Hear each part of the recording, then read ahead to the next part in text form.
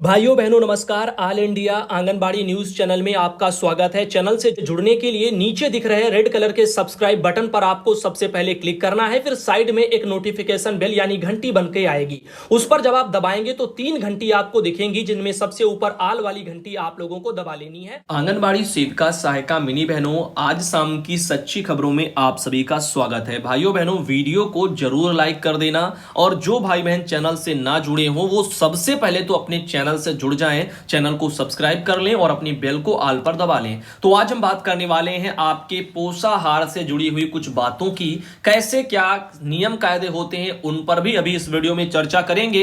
उन नियमों के पहले आप लोगों को एक ये लेटर हम पहले दिखाना चाहेंगे, जो कि डीपीओ है देवरिया जिले के। उन्होंने 22 अगस्त को अभी एक अपने वहां एक लेटर जो है कृष्णकांत राय जी हैं डीपीओ, उन्होंने जारी किया है और अपने वहां के समस्त सीडीपीओ लोगों को देवरिया जनपद में भेजा है। तो आइए देखते हैं इस लेटर में क्या लिखा हुआ है। यहां पे लिखा है कि निदेशक बाल विकास सेवा पुष्टाहार उत्तर प्रदेश लखनऊ के पत्र संख्या जो कि 16 अगस्त की है, जिसके द्वारा अवगत कराया गया है कि महिला बाल विकास मंत्रालय भारत सरकार नई दिल्ली के अर्धशासकीय पत्र संख्या जो कि यहां पर 19 जुलाई की है, जिसके द्वारा निर्देशित किया गया है कि पोषण ट्रैकर पर पंजीकृत लाभार्थियों के सापेक्ष आधार सीडिंग से अवशेष लाभार्थियों का आधार बनवाते हुए दिनांक 31 अगस्त तक आधार फीडिंग पूर्ण कर लें। तो आप सबको पहले भी बता चुके हैं कि 31 अगस्त तक हर हाल में सभी की आधार की जो फीडिंग है वो सब हो जानी चाहिए। अगर बच्चा वेरीफाई नहीं होगा तो व्यक्तिगत रूप से आप वहां पर जिम्मेदार कहे जाएंगे। तो आप प्रथम दृष्टया उस काम को कर लो। और पिछले वीडियो में मैंने कहा था, अगर फीडिंग में दिक्कत आ रही है, काम नहीं हो रहा है, तो पोषण ट्रैकर को आप अंग्रेजी में कर लीजिए। हिंदी में एरर आ रही है तो अंग्रेजी में कर लीजिए और फिर फीडिंग कीजिए, वेरीफाई करिए, वेरीफाई हो जाएंगे। और वैसे भी अगर आप सही सही भरेंगे तो मुझे नहीं लगता कि आपका जो नहीं होगा, तो सही सही भरेंगे तो बिल्कुल हो जाएगा। इधर बात करते हैं माह जो अगस्त है यानी यही महीना, इसके उपरांत लाभार्थियों के लिए अनुपूरक पोषाहार हेतु आपूर्ति आदेश लाभार्थियों के आधार सीडिंग के आधार पर निर्गत किया जाएगा। यदि पोषण ट्रैकर पर पंजीकृत कम लाभार्थी के सापेक्ष आधार सीडिंग न होने के कारण कम लाभार्थियों हेतु अनुपूरक पोषाहार का आदेश निर्गत किया जाता है, तो इस हेतु जो है संबंधित बाल विकास परियोजना पदाधिकारी उत्तरदायी होंगे। यहां पर 22 अगस्त को की गई समीक्षा में जो है सलेमपुर में 81.51, वनकटा में 81.29, वरहेज में 73.67 और भागलपुर में 88.30, ऐसे सब जगह के वहां जो है ये नाम लिख दिए गए हैं और वहां का परसेंटेज जो है दर्शा दिया गया है। नीचे लिख दिया गया है कि उक्त के दृष्टिगत पोषण ट्रैकर पोर्टल के आधार सीडिंग से अवशेष लाभार्थियों की आंगनबाड़ी केंद्रवार सूची आपको पत्र के साथ संलग्न करके पुनः प्रेषित की जा रही है। तो निर्देशित किया जाता है कि आधार सीडिंग से अवशेष लाभार्थी का आधार सीडिंग 26 अगस्त तक पूर्ण कर लें। दिनांक 26 अगस्त तक आधार सीडिंग पूर्ण न होने की स्थिति में उत्तरदायी आंगनबाड़ी कार्यकर्ती मुख्य सेविका का विवरण अधो हस्ताक्षरी के समक्ष कार्रवाई के लिए प्रस्ताव सहित प्रस्तुत करना सुनिश्चित करें। तो ये यहां पर एक लेटर जो कि देवरिया जिले में जारी होकर के आया है और यहां पर इतना जोर इस पर दिया जा रहा है। वहीं पर आपने 16 अगस्त वाला लेटर जो कि निदेशालय से जारी हुआ था, उत्तर प्रदेश के समस्त जिलों के जो डीपीओ लोगों के लिए भेजा गया था, जिसमें कह दिया गया था कि कम लाभार्थियों के लिए अनुपूरक पुष्टाहार आपूर्ति निर्देश निर्गत होता है। तो इस हेतु संबंधित बाल विकास परियोजना अधिकारी और जिला कार्यक्रम अधिकारी इनका वहां पर उत्तरदायित्व निर्धारित कर दिया जाएगा। तो मुझे नहीं लगता कि कोई अधिकारी अपने ऊपर इन चीजों को यहां पर कमियों के स्वरूप देखेगा, तो वो आप पर जो है जरूर कुछ ना कुछ जो है शिकंजा कसेंगे। इसीलिए काम अगर करना ही है तो उसको समय पर कर लीजिए। फ्यूचर में अगर आपको कोई दिक्कत होती है तो फायदा ही क्या है। अब यहां पर देखिए, पूनम जायसवाल बहनें देवरिया से आती है, उन्होंने एक ये लेटर भेजा था। लेकिन अब हम बात करने वाले हैं एक ऐसे मैटर की जिसको यहां पर इंद्रवती जो कि आती हैं कासगंज से, और उन्होंने भेजा है। अति आवश्यक इसमें सूचना लिखी हुई है। देखते हैं इसमें क्या जानकारी है जो शायद आपके काम आ जाए। वैसे तो सारे सरकारी आदेश सब कुछ आपको मैंने समय समय पर बता रखा है, लेकिन आज जब बात छिड़ी है आपके पोषाहार से जुड़ी हुई, तो इसमें कुछ जो मानक हैं उनको भी आप जान लीजिए। अति आवश्यक सूचना में लिखा है कि आज मिशन निदेशक आदरणीय सुजीत महोदय ने बीसी की बैठक में निम्न निर्देश दिए। तो देखो, ये जरूरी नहीं है कि ये सही हो या गलत हो, आप उस मैटर पर मत आना। आप बस एक वायरल खबर के तौर पर इसको देखिए और सीखिए कि इसमें क्या क्या कहा जा रहा है। इसमें लिखा है कि प्रत्येक दशा में 5 दिवस के अंदर 100% ड्राई राशन का उठान करके वितरण के लिए आंगनबाड़ी केंद्र पर कार्यकर्ता को आंगनबाड़ी केंद्र पर वो उपलब्ध करा दें। तो देखो, ड्राई राशन का उठान परियोजना कार्यालय कार्यालयों से समूह वाले करते हैं, तो ये जिम्मेदारी स्वयं सहायता समूहों की है, वो की राशन लेकर के आए और आपके केंद्रों पर आपको रिसीव कराएं।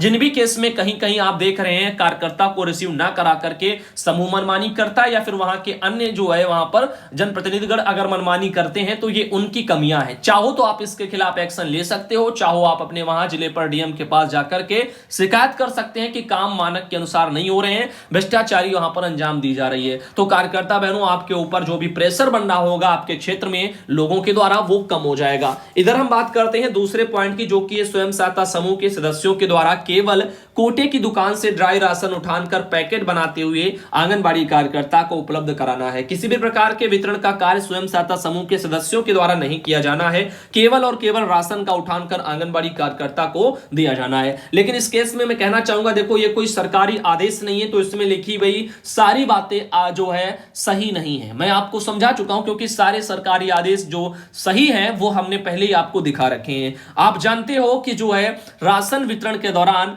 आपके जो भी जनप्रतिनिधिगण हैं, जैसे कि मान लीजिए ग्राम प्रधान हो गए, जिला पंचायत वाले हो गए, या कोई बड़ा अधिकारी भी क्यों ना हो गया, तो ये सब आपके वहां आकर के राशन बंटवा सकते हैं, इनको उसमें शामिल किया जा सकता है, वो वहां पर खुद आ सकते हैं। तमाम कार्यक्रम में भी आपने देखा होगा उनको बुला करके भी राशन वितरण कराया जाता है। तो ये नहीं कह सकते कि केवल और केवल कार्यकर्ता ही राशन का वितरण करेंगी, कोई और उसमें मदद नहीं कर सकता, कोई और उसमें शामिल नहीं हो सकता। तो बिल्कुल हो सकते हैं, और मुझे नहीं लगता इस काम में किसी को दिक्कत होनी चाहिए। कार्यकर्ता बहनों को राशन वितरित करना है, फिर चाहे कोई भी साथ में हो, और अच्छी बात है क्योंकि उसमें वो सहयोग ही करेंगे। अगर मान लीजिएगा वहां पर भ्रष्टाचारी कोई फैलाता है और जो जुड़ने का एक बस बहाना होता है, तो ऐसे केस में आप उनके खिलाफ एक्शन ले सकते हैं, क्योंकि अगर आप अपनी जगह सही हैं तो आप भी सही होंगे, आपका लाभार्थी भी आपका सपोर्ट करेगा। इधर बात करते हैं, राशन को वितरण करने की संपूर्ण जिम्मेदारी कार्यकर्ताओं की है, ना कि हमारे समूह की। इस बात का सभी लोग ध्यान रखें और अपने समूह को निर्देशित कर दें कि आप किसी भी प्रकार से राशन का वितरण ना करें,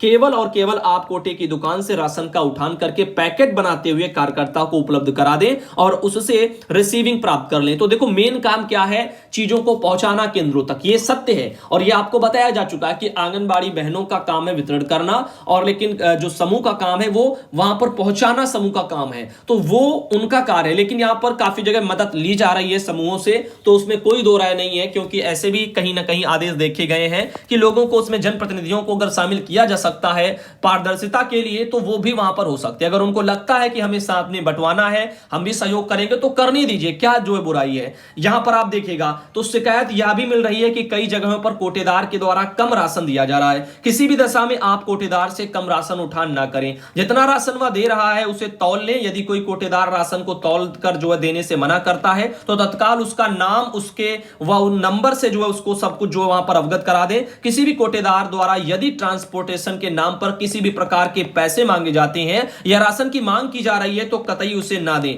यदि वह जबरदस्ती मांगता है तो तत्काल उसकी सूचना अपने बीएमएम के माध्यम से जिले को उपलब्ध कराएं, जिससे कि उसके विरुद्ध कार्रवाई की जा सके। तो वैसे मैंने भी पहले कहा है कि मान लीजिए कार्यकर्ता बहन के पास में अगर समूह वाले आते हैं, वही राशन कम उनको रिसीव कराते हैं, तो आप भी रिसीव ना करें। ये तो आपका लीगली जो है प्रोसेस वो हो गया। अब मान लीजिए समूह वाले, उनको भी उनके ऊपर के लोग जो हैं, जैसे मान लीजिए कोटेदार के यहां से जो लेकर के, अगर उन्होंने उनको कम रिसीव कराया है, तो समूह का भी फर्ज बनता है कि वो उसको रिसीव ना करें, मानक के अनुसार ले, जितना उनको जरूरत है उतना ले। अब ऐसा नहीं है कि रिसीविंग पर उन्होंने बहुत ज्यादा चढ़ा दिया और मात्रा वो कम लेकर के आ रहे हैं, तो वो फिर भरजाना कौन भरेगा, आप भरेंगे या कार्यकर्ता के मत्थे मरेंगे। तो अगर सब लोग अपने अपने सिस्टम के अकॉर्डिंग चलेंगे तो दिक्कत नहीं होगी। अब होता क्या है कि जो है समूह वाले भी कम राशन लेकर के आ जाते हैं और रिसीविंग में ज्यादा चढ़वा लेते हैं। अब ऐसे में फिर वो जो है ये घपलेबाजी मैटर ही हो गया, खाया किसी और ने, मत्थे किसी और के मरेगा, या फिर फर्जी रिपोर्ट बना करके दी जाएगी, तो जिसका हक था उस तक जो है वो पहुंचा ही नहीं। तो इस तरह के जो मैटर है, इनसे बचने के लिए पारदर्शिता जरूरी है।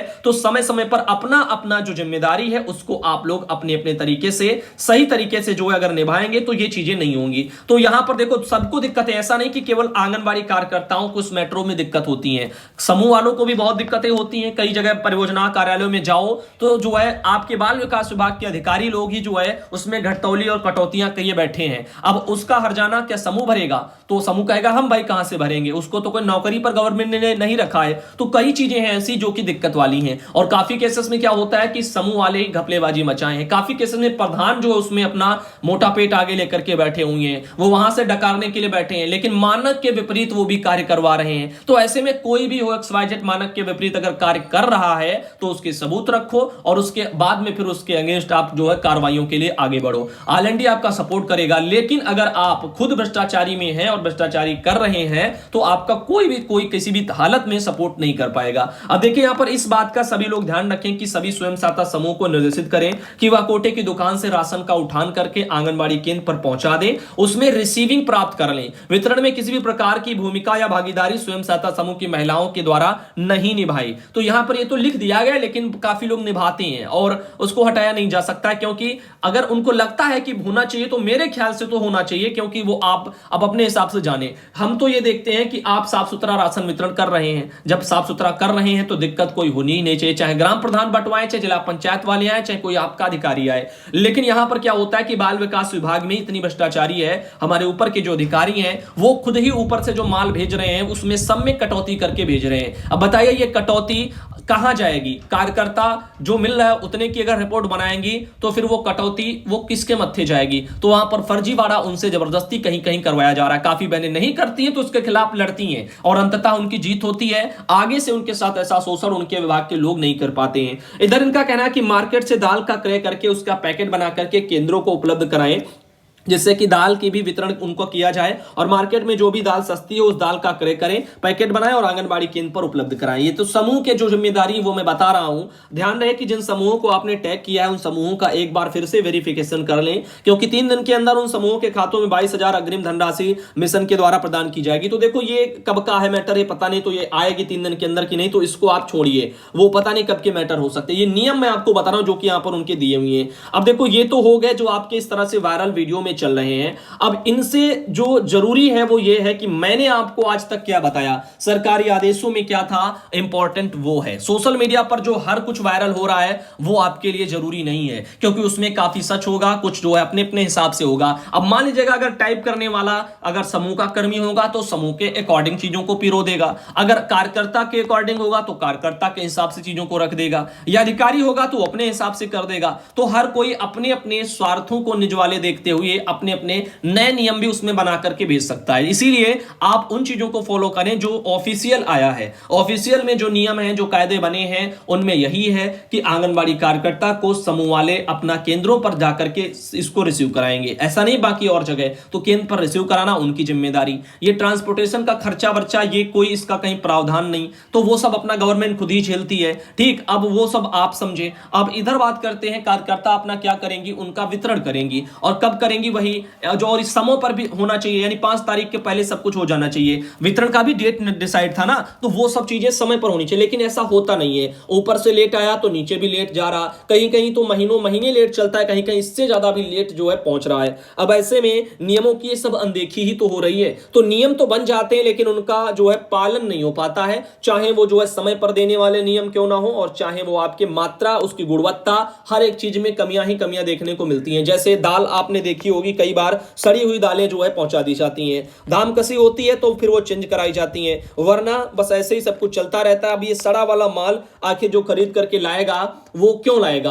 अगर पैसा अच्छा देगा कोई तो सड़ा माल क्यों लाएगा? तो कहीं ना कहीं ये भी हो सकता है कि सड़े पैसे दे करके चले आए, यानी घटिया जो है यहां पर दाम लगा करके आप जो चीज के उसको घटिया माल को खरीद करके ले आए। अब उसमें क्या किया, मुनाफा खा लिया, काम खत्म हो गया, सड़ी दाल आपने नीचे पहुंचा दी, वहां पर वहां ऐसे बस चलती गई। अगर कार्रवाई हुई तो आप पकड़े गए तो फिर से उसको बस बदलवा दिया, वरना अगर निकल गया माल 1 महीने का तो फिर जो है लाखों आपने कमा लिए। इस तरह से क्या होता है, इस तरह से भ्रष्टाचारी विभाग में फैली हुई है। समय पर कोई भी चीजें नहीं हो पा रही हैं, चाहे वो उनका कार्यकर्ताओं का मेहनत का पैसा मानदेय हो, चाहे फिर इस तरह से लाभार्थियों को मिलने वाला उनका लाभ हो। तो अगर समय पर ये चीजें नहीं पहुंच पा रही हैं तो एक बड़े दुख की बात है। अभी देखिएगा आगे जो है पोषाहार में बदलाव सब हो चुके हैं, नया नया रेसिपी आने वाला है, तो वो धीरे धीरे करके जिलों में स्टार्ट हो पाएगा। फिलहाल के लिए अभी जो कच्चा राशन चल रहा है यही आप लोगों को मिल रहा है, और काफी जगह ये समय से आ रहा है और काफी जगह ये समय से नहीं पहुंच पा रहा है। तो इस बारे में आपका क्या ख्याल है, आप कमेंट में कर सकते हैं। खैर, राशन मामले में हमारा देखो लास्ट टाइम पर यही आप लोगों से कहना है कि आप सब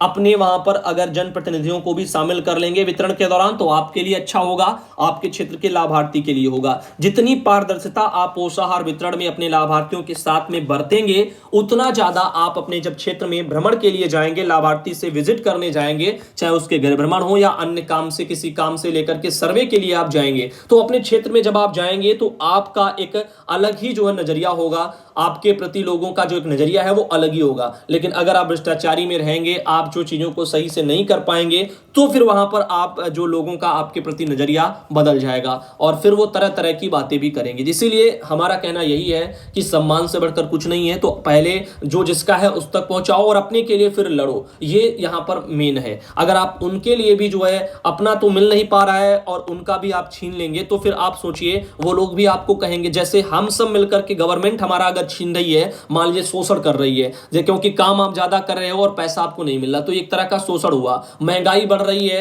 आर्थिक तंगी बढ़ रही है, अब रोजगार नहीं मिल पा रहे हैं, ढंग का मानदेय नहीं मिल पा रहा, तो ये सब शोषण हो गया। ठीक, तो अब ऐसे में आप लोग क्या करते हैं, गवर्नमेंट को कोसते हैं कि ये नहीं हो रहा, वो नहीं हो रहा, सरकार क्यों नहीं सुन रही है। अब ऐसे अगर कोई लाभार्थी है, अब उसके लिए आप ही सरकार हो, क्योंकि वो जो चीजें आ रही हैं वो आप ही उन तक पहुंचा रहे हो। अगर आप ही रोक रहे हो, आप ही पहुंचा रहे हो, तो आप जो है उनके लिए सब कुछ है, सर्वे सर्वा है। अगर आप उन चीजों को, अपने कार्यदायित्वों को नहीं निभाएंगे ठीक से, तो फिर उनका भी तो नजरिया आपके प्रति बदल जाएगा। जैसे आप गवर्नमेंट के प्रति सोचते हैं वैसे वो आपके प्रति सोचेंगे, और वो जैसे आप गवर्नमेंट को कहते हैं वैसे वो भी आपको बुरा भला कहेंगे। तो कहीं ना कहीं इन चीजों से बचना है, तो अपना रवैया सही रखें, और जब अपना आप रखेंगे तो शायद सरकारों का भी कभी ना कभी बदलेगा। तो सोच बदलने से ही चीजें बदलेंगी, ये भी आप सोच लेना। तो काफी बहनें हैं जो अच्छे तरीके से कार्य कर रही हैं और उनका क्षेत्रों में जब जाती हैं तो नाम भी होता है, और काफी लोगों का तो आप लोगों को कहना ही क्या है, उनकी तरह तरह की बातें आप सब अपने ही क्षेत्रों में जानते होंगे जो लोग अच्छा कार्य कर रहे हैं। तो फिलहाल के लिए, आज के लिए इतने रखते हैं इस वीडियो को, और उम्मीद करते हैं कि आप लोगों ने इसको अच्छे से सुना होगा,